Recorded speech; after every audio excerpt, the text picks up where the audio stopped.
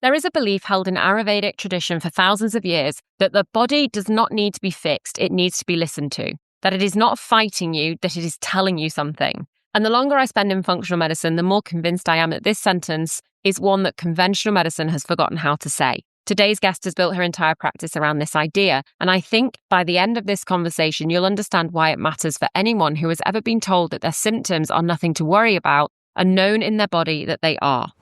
Welcome back to the Good Health Podcast. I'm Nicole Good, certified functional medicine practitioner, author of Optimal You, and founder of the Good Health Clinic. This is the podcast where we take the questions conventional medicine doesn't always have the language for and look at them through a different lens. Today's episode is one I've been genuinely looking forward to recording because the work I do in clinic sits at the intersection of two things: evidence-based science and something that is harder to measure. The recognition that the body is an intelligent system, that symptoms are signals rather than inconveniences, and that healing and managing a diagnosis are not the same thing. My guest today works from that same starting point, but she comes to it from a tradition that predates functional medicine. Brett Aldrich is a breathwork practitioner and Ayurvedic counsellor and founder of Seed the Spirit. Her work is built around the principle that the body wants to heal, that healing is not something we impose on ourselves, but something we allow when we stop overriding what the body has been trying to say. Her own route into this work came through lived experience, through her own story of healing and resilience. And that matters because I find the practitioners whose work genuinely lands the most is almost always the ones who have walked some version of the path that they are now guiding others through,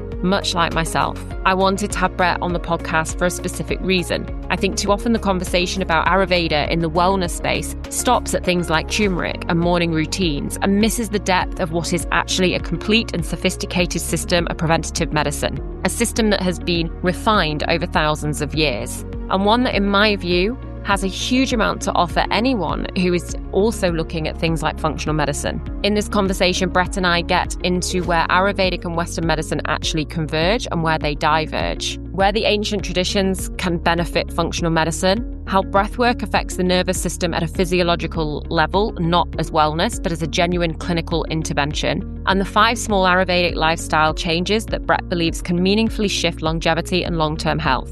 If you've been listening to this podcast for a while, you'll hear familiar themes threaded through this one: stress, inflammation, the mind-body connection, and the idea that chronic symptoms are rarely random. This episode takes all of that and asks a different question. What does it look like when we bring a second complementary tradition into the conversation? And what can each of these worlds learn from each other? Let's jump straight into today's episode. Brett, welcome to the Good Health Podcast. It's great to have you here today. Before we kind of get into the clinical conversation, I'd love to talk about your own journey and what brought you to this sort of work, and what does it mean to you when you sort of say that the body wants to heal? Absolutely. Thank you for the question. Ayurveda, I've been taught by many teachers, that chooses me or finds you when the time is right. It was many years ago. I was at a fork in the road, typically in my own life of professional and personal. And I was going through a process where I was an athlete. So I did a lot of real intense training for most of my life. This intense training included, also with injury, right? Intense training creates intense injury. And I was a stage in my life where I was like, all right, well, this might be my life. I may never do that ever again in my life. And also, I was a mother of 3 children at the time, and my body was changing. And I was just like, okay, so what do I do now? It was like those moments where, and I was having early stages of discomfort and dis-ease that wasn't diagnosed. I had no idea what was going on. I just knew I was having these symptoms. I couldn't pinpoint what was happening. I was frustrated. I was upset. I was so many feelings trying to understand what was happening, along with chronic pain. I had chronic pain, couldn't figure out why. And I was preparing for surgery, preparing for injections, preparing for all of those things. One day I was just randomly walking in my hometown. I went to a store that I've never been to before. I walk in and I looked down, and there was this little card. And the card said, Dinacharya. Dinacharya is a word in Ayurvedic practices of a daily practice. What do you do every day to care for your body? And it just had a list of things to do with bullet points. And I was like, well, I'll try that. Why not? And I already knew what yoga was. I had already practiced yoga. And of course, for me, yoga was an exercise as well. It wasn't a spiritual practice. It was also a thing I did when I was injured, right? Silly me. I don't know any of these things. But at the time, I was like, I'm injured. I'll do yoga, right? So I did those practices, the small parts of just like self body massage, a few moments of meditation, shifting my diet around a little bit to work better for me and my body and how it operates, working a 24-hour clock. So, sunrise, sunset, understanding that each time of the day has its own energy. You can live your way around it, and knowing that my largest meal is like in the middle of the day where my digestion is most strong. So I was just doing those practices alone, and strangely, I was like, wow, I'm actually starting to feel better. Like tide started to change, and I didn't realize what I was stepping into. And then it all just started to unfold. I was like, there's so much about this, and it's so detailed and so unique. And I was like, all right, this is where I'm going. This is what I'm going to do. And my life has been different ever since. And what was it when you first encountered the Ayurveda, and what was the thing that was kind of different to Western medicine or Western wellness that really made you sort of shift that perspective? Was there any one thing, or was it just the accumulation of things? It was the fact that everything was possible and anything was possible for your healing process. There were so many options for you and ways to go at whatever's going on within you. Yeah. It was like everything mattered and everything counted. So it wasn't just one thing that was the issue that I was doing. It was like an accumulation of things. And I was like, the moment I was able to kind of pick that apart, I was like, oh, this makes sense. Like it just started to make sense. And when it makes sense, I was like, all right, I'm just going to keep doing this. Yeah. So, and that's really what it was. And that it could become, and it did become finite and refined enough that it worked best for me. So I make choices that are best for me. What works best for someone else, they do what they need to do for them. Yeah. And I do what I need to do for me. And it became very personal. And the fact is, if you didn't like something, that's okay. You don't like it. And you can try something else. Yeah. And that was also this, there's always an option somewhere to assist you. It's mobile. It's a little artistic as well. Like there's a level of artistry with it that I did appreciate because I'm not very good at memorizing chemistry. Like that was not my thing. I think having those different options, I think is really important. I know I say a lot to patients in clinic, because we do lifestyle and, we talk about things, and journaling is brilliant for some people. It doesn't work for everybody. I know personally for me, I can't journal. I won't stick to it. It doesn't happen. It doesn't work. It frustrates me. It's like, and I know it's brilliant. I know I read the science behind it. I know that it works for a lot of people. I have lots of patients that love it. Just doesn't work for me. It's just not the thing for me. That's okay. You don't have to like everything. You don't have to do everything. Let's just find something that it's the thing that helps you, that works for you, whatever that might be. Whether it is yoga or a breath work or, whatever, anything. Let's just find something that is a lifestyle practice that works for you. And I think it's really important there is that flexibility.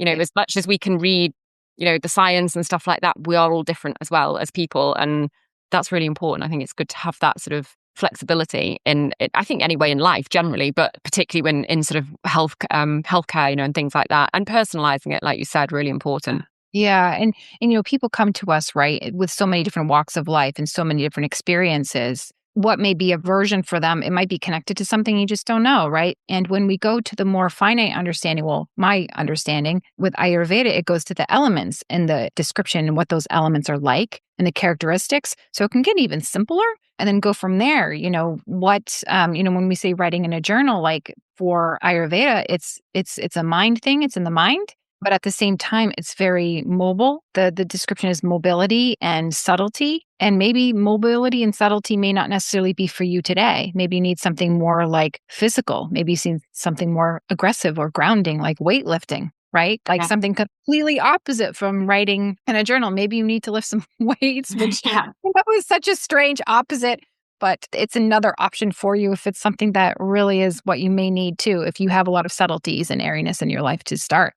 Yeah. Tell us a little bit about the relationship then, I guess, between the Ayurveda and the Western medicine, because probably a common assumption is that they are so opposite that you maybe can't do both. You've kind of got to choose a route. But I'm generally not a great believer of this. I'm the same with functional medicine. I don't believe that you can't do conventional medicine and functional medicine. I think you can do both. Where do you see things where it can converge and sort of work together? I think most people probably know the differences, but where do you think the things can kind of cross over? In terms of like crossing over, I think it's part of like whatever we can supplement and complement with the allopathic and Western side.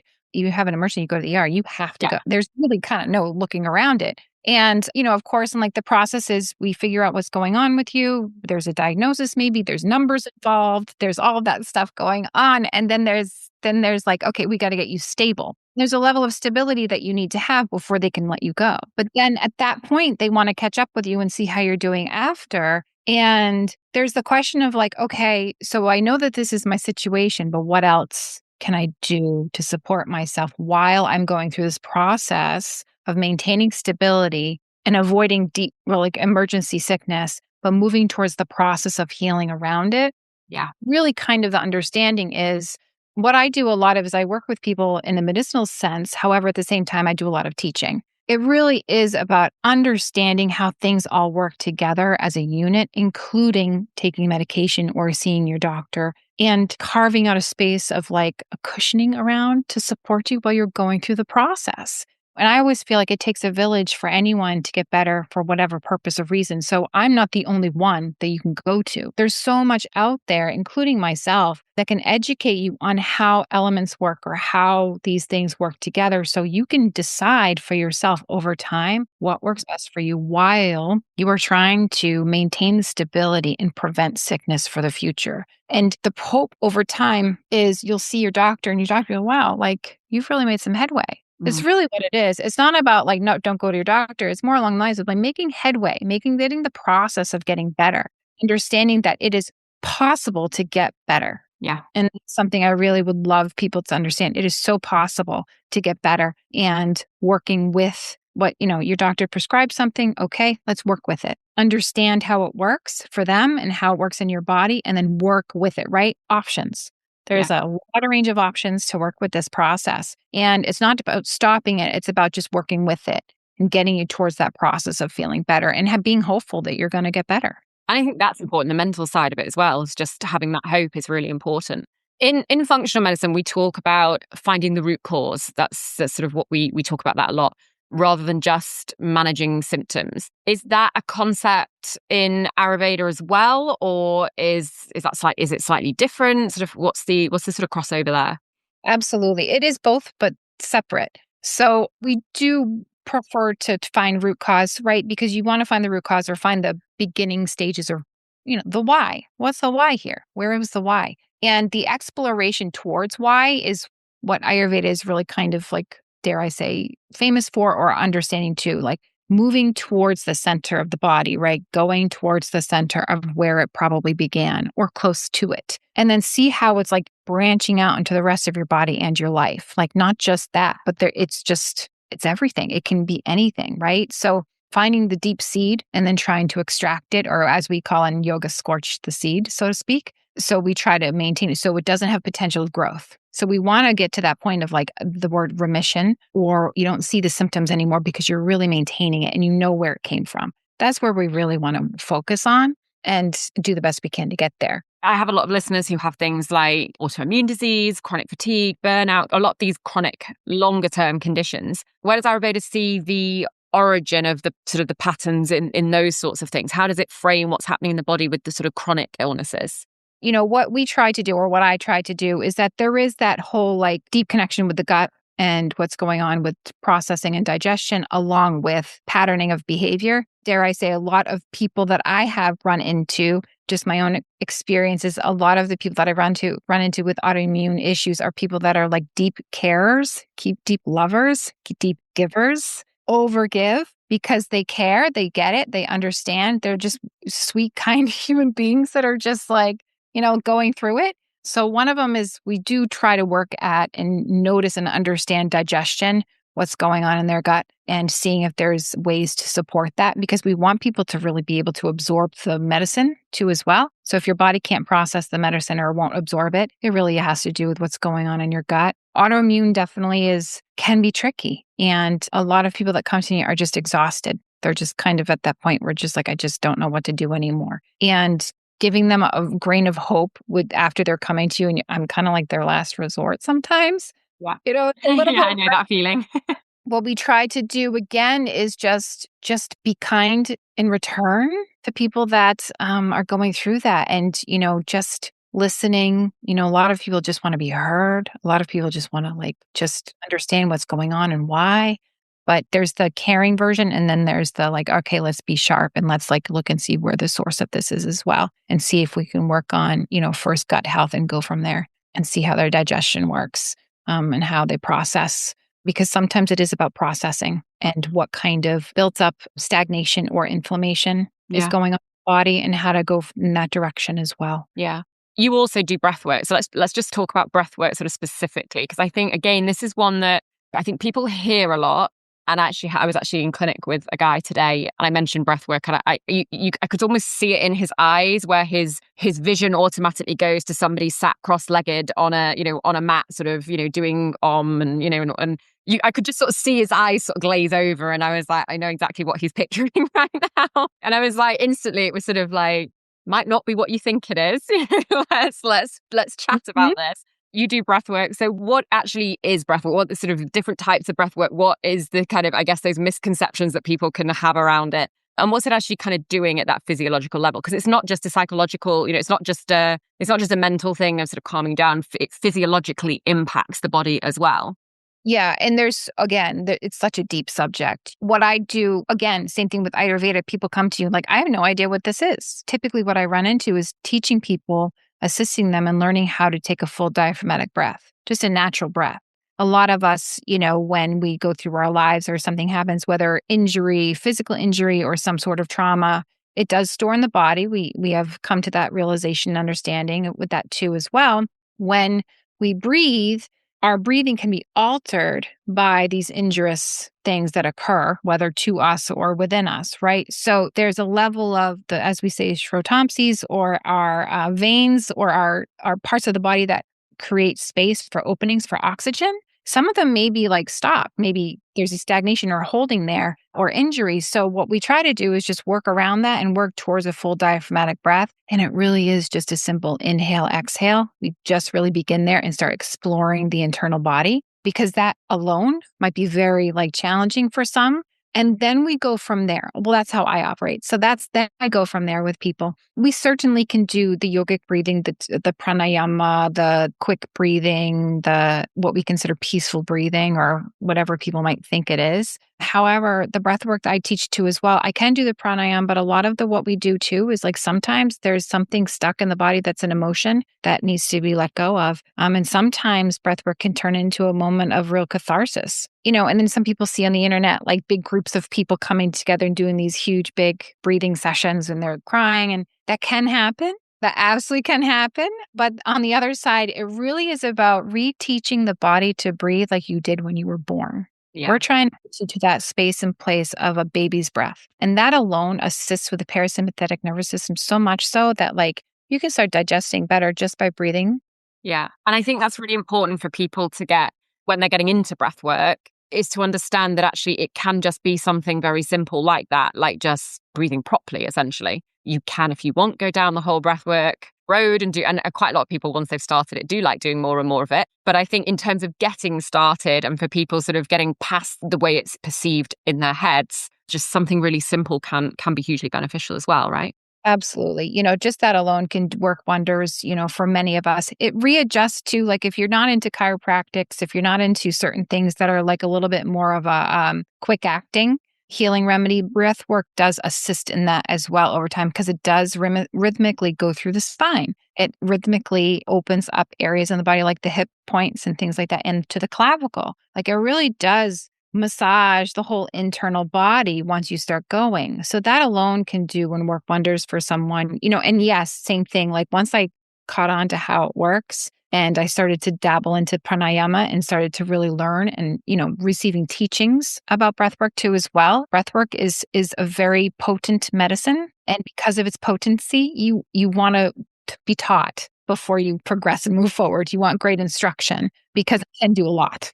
In Ayurveda too as well, they say slowly, slowly, slowly, slow process of healing. You don't want to go too fast, because it can create more disease and dysfunction. So in your experience, what conditions or diseases or just symptomatic presentations, which ones sort of respond best to breath work? Are there any that respond best, or does it kind of help everybody? What's the sort of pattern that you see?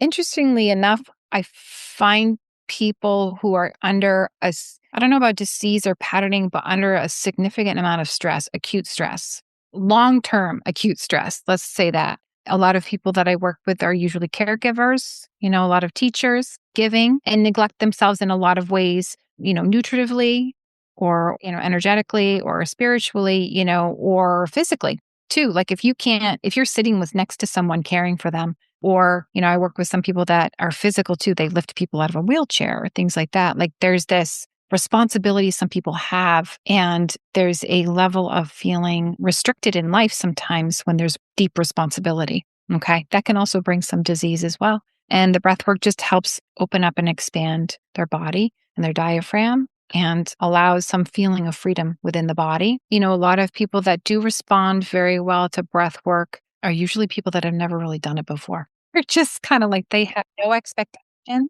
They have no idea what to expect. And I think that's part of it is like people with that childlike mind of curiosity that are just coming in because like, you know what, someone recommended this and you know what, I'm going to try it and see. Usually people like that do respond very well.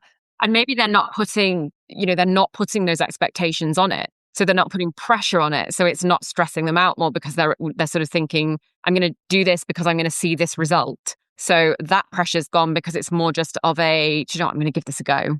I see that a lot particularly with autoimmune patients where they've been passed around lots of different doctors and it's been going on for lots of years. And, that's my backstory with autoimmunity as well. But I think they sort of have that a little bit more of an openness in the sense of, I think people would maybe think the opposite. They'd maybe think that because they've kind of tried lots of things, they might be more closed off and they've lost hope.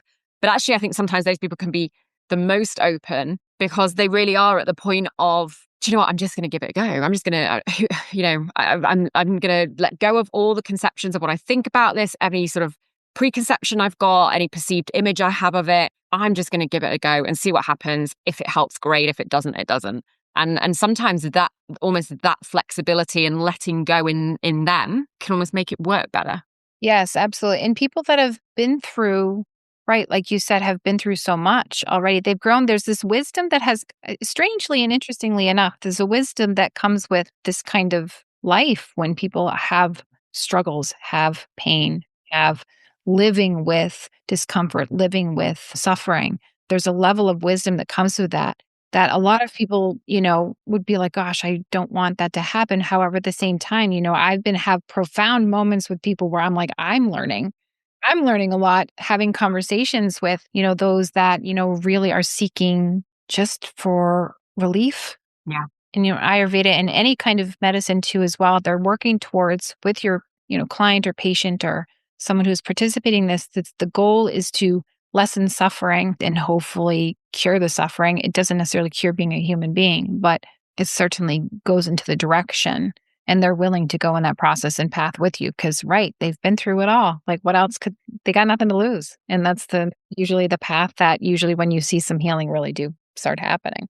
Yeah. There's a concept as well in functional medicine that the idea that stress stress does exhaust your body and does exhaust you, but that's not all it does. And that it can always leave things stored in the body that are not going to kind of necessarily resolve on their own. Is that also something that you see in your practice? Is that sort of a concept that's there? And what are your thoughts about it? How do we release that sort of stress when it has built up in the system?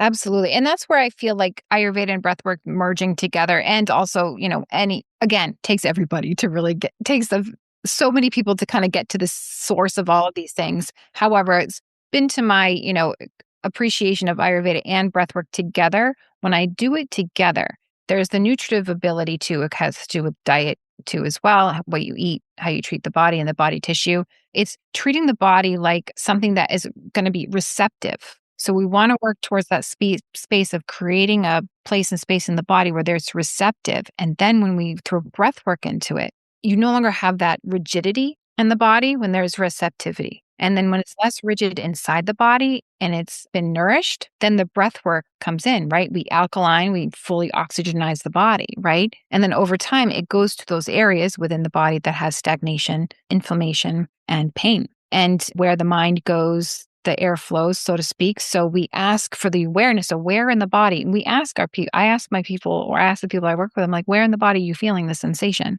And we work to that direction. So we try to start expanding in the areas where there's fear, pain, suffering in that location as well. So it does all operate together, receptivity, and then, the breath work along with it too does assist and open up those channels in the body to allow more nutrients, more of the good stuff, right? We open it up and then put the good stuff in. Yeah. That's the hope, right? And it's a wave against rocks over time.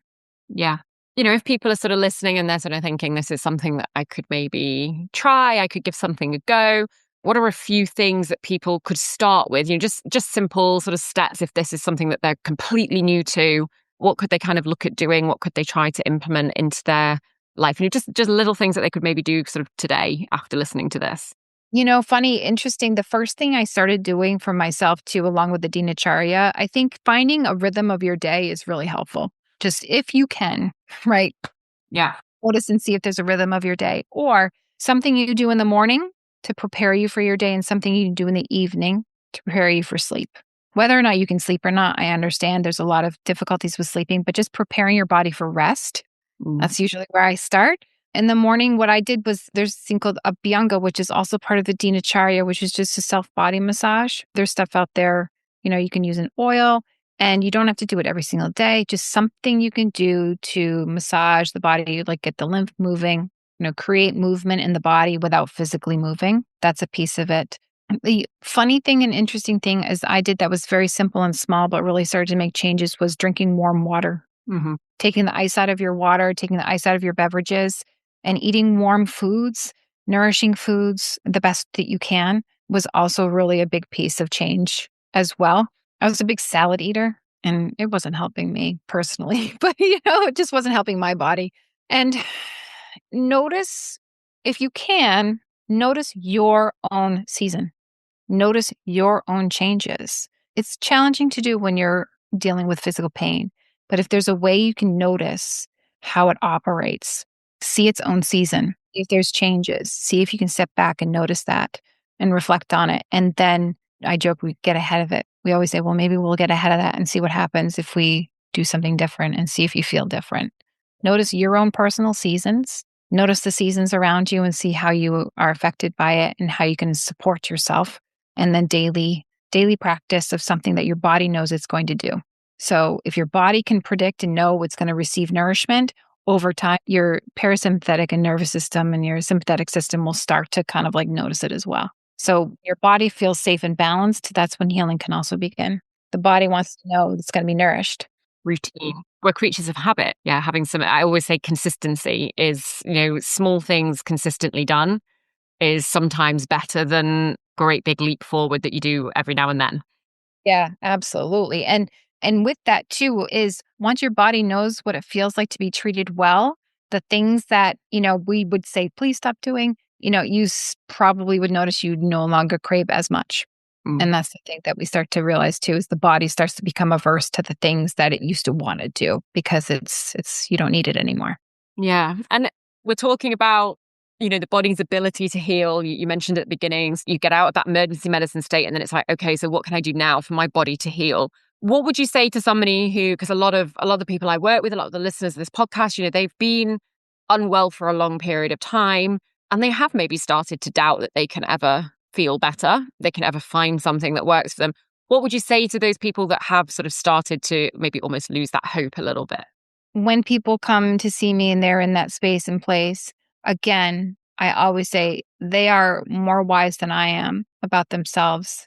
So what I do the best I can to do is I try to the best I can to empower them to make a choice. I just feel like sometimes people feel that, and I can relate to as well. There was a period of time in some of people's lives that you're being told what to do all the time to get better. Yeah. You do all the things and then you still don't feel better. So you're like, what am I going to do here? Right? This doesn't, this isn't okay. This isn't fair. There's so much you can go through. I switch it around. I educate as to kind of how things operate. And I ask them, what do you want to do? What do you want to try? What do you think? You're here with me. So obviously you're going to keep trying, right? Like you want to give up, but they're still trying. They're coming to see you. So there's still that glimmer of like wanting to get better. There still is. So like if you're still showing up, and doing this, I take that seriously. So what I ask is like, they have that inner wisdom. They do have a wisdom and knowledge and understanding of themselves. They really do. So I just put it back like, what do you want to do? Now that you know everything you've known, what do you want to do now? And let me know. I'll support you. If you, the patient now, was sat in front of you, the practitioner, what's the one, if you had to pick just one thing that you've done, sort of for yourself, what's the one thing that you now really feel has made a huge difference that you really couldn't give up? Is there one thing that you could sort of pinpoint and say, that's something I couldn't live without now? Gosh, that's a really good question. Honestly, there's this, anyone that's been through physical pain, there's this space and place of like, as they say, the void. There's that inner tunnel you go into to go, okay, what do I do? Even when I was in physical pain, and a lot of people probably have been through, there's those moments where you can actually sit still for a second and you don't feel it. Okay. And I've had that moment. It was small. Yeah. It was a very small glimmer moment. It was a moment where I was in deep meditation and I had that moment. And that's where things started to shift for me personally. That was just me. Having a moment of sitting, and it really is dinacharya, and it's not a herb, it's not a anything. It's just sitting still for a period of time and just being on my own and alone and just going into a deeper spot. And that you can do anywhere. Yeah. So that's the one thing that I absolutely am what I do every single day. It doesn't matter what time, my lifestyle is very busy, just like everyone else. I say I practice Ayurveda, but I'm also a human being on this earth and living this life. I think everybody's life is busy these days. Yeah, like this time frame, like what a time to be alive. So like, really, that is the one thing that I really do specifically say, just that is the thing that I need every single day, is to go inward and have a moment of quiet. Everything else is everything else. You can't do this. It's not perfect. This practice is not perfect. I've fallen off. I've gotten back on myself, and it's never easy to be a human being. Yeah. We just do our best. Yeah. But that is the one thing that I really do focus on, is that quiet time and that moment to go inward. Yeah. For the listener who's thinking that they maybe want to do some sort of work with this, whether it's the breathwork or the Ayurveda, whatever it might be, how do they find, a good practitioner? What should they look for in finding somebody to work with? Absolutely. Like everything else, you go on the internet and you educate yourself on, who's where, who's what. What I like to do is I like to get a basic understanding of what it is first before I dive into choose someone. I like to go to certain school. Like, this is what I do. I go to certain schools. So if there's like some schools that teach Ayurvedic practitioners, and you just look to see who's part of this school. Like, what kind of teaching is this? Does it resonate with you? Does it feel good to you? And there's a lot of practices of Ayurveda that are very different in teaching too as well. It's also like what feels good for you. And, if there's anyone local, I do like the in-person work with people. Anyone that works in person, I think, is really lovely, because there's a version of like an exchange. We take pulse. There's that sort of thing too as well. So anyone in person, and just start looking in your home or in your area, because if you know someone that's local, they kind of understand, okay, maybe you can't get this, but we know that there's like local stuff available to you too, that they are well versed with. They get to know the area, so we can send you places for good milk. Like, it really is like one of those things. It's like, where's the best place to get your milk? Where's the best place to get, if you choose to eat meat, what's the best place for your meat? What's the best place for your spices? And that's really where I go first. And if you want to find, and it really has to do with like, a lot of us have, a quick little 20-minute conversation. Yeah. That too is important. And look at their background. Where were they educated? That's a really great one. Who are they communicating with? And have a conversation. Really educate yourself. I really feel that's a big piece, is no matter what, when it comes to your own health, whether it be you go whatever direction you go in, educate yourself on yourself as best as you can. Educate yourself on what's out there. So if you are talking to somebody and it doesn't quite sound right, then you're probably right. It doesn't sound right. But yes, definitely look at their lineage of education, and then you'll get a pretty good idea as to kind of what you're going to be receiving. And where can people find out more about you and about your company, Seed the Spirit, and what you do, and how can they kind of connect with you? Yes, it's directly through my website, seedthespirit.com. You can contact me that way. I'm very one-on-one with people, so you can have a conversation with me if you'd like and get to know me. You can reach me through my email. It's brett.seedthespirit@gmail.com as well. And I am on Facebook and Instagram, through See the Spirit. I'm on there sometimes, not as much. I prefer to communicate one-on-one with people and have conversation. But that I am there. And usually when I place anything out on Facebook and Instagram, it's usually where I'm going to be and where I'm going to be teaching. Brilliant. Well, we will put all of those links below in the show notes so that people can find those easily and know how to find out more about the work that you do. Thank you very much for your time today. It's been great to have this conversation, and I hope that it's helped people to think about something else that they can maybe include in their healing journey and what they're doing for their body, and just take maybe some of the misconceptions away as well as to what people think it is. So thank you so much for your time. Great. Thank you, Nicole. It was wonderful. You've been listening to the Good Health Podcast. I'm Nicole Good, certified functional medicine practitioner, autoimmune and thyroid specialist, and author of Optimal You. You can find me at goodhealth.uk, that's GOODE health.uk, on Instagram at Good Health Clinic, GOODE Health Clinic, and wherever you get your podcasts. All the resources are linked in the show notes below. I'll see you next week.